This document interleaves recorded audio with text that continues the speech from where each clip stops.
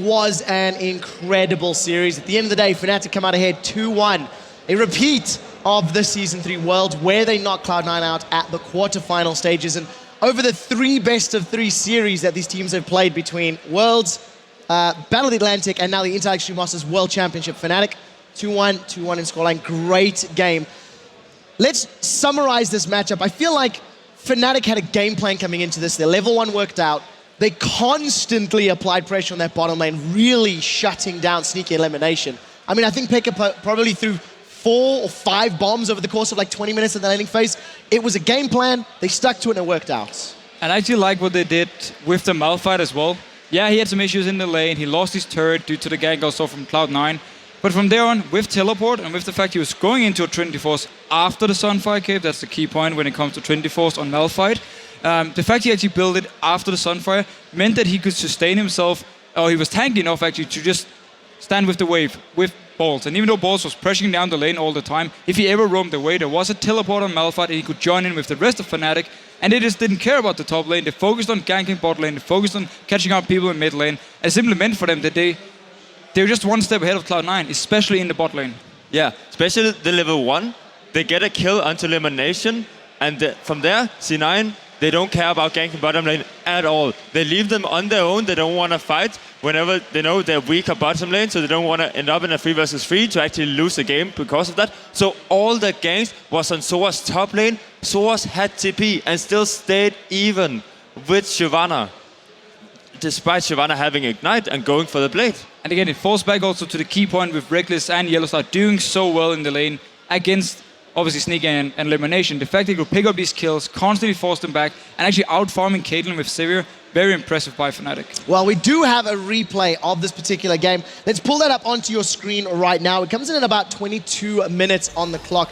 Now, Deficio, talk us through the replay. It actually starts out with Cyanide basically getting caught out, but Fnatic, they collapse really well. Yeah, so Cyanide is being caught out here. What we need to remember, of course, is that Yellowstar is playing fresh. He will have the Lantern to actually save him once we roll the clip. The rest of Fnatic are coming down from actually around the Dragon area towards Cyanide because they know we can try and save him, and if Cloud9 decides to collapse onto us, we can actually try and kill them. So we just roll it here, and obviously Cyanide flashing away with the Lantern here, being safe. And this is where actually the fight starts for me. Balls, he's going in for this engage because Cloud9, they want to fight.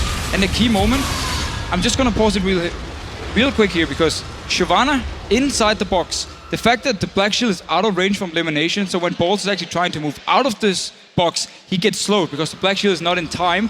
It means Fnatic see an opportunity to actually start again and re-engage onto Cloud9 because Balls is slowed. He won't be able to get out in time, and as we just roll it here, we actually see how the box slows him, then the Black Shield comes on, so now Fnatic, they instantly turn. We have Source ultimating onto Balls as soon as the Black Shield is gone, and then they can just collapse onto the rest of C9. And the only risky thing here is actually the flash from Reckless coming over the wall after elimination because he will be fairly low. And we see Medius down here in the bottom.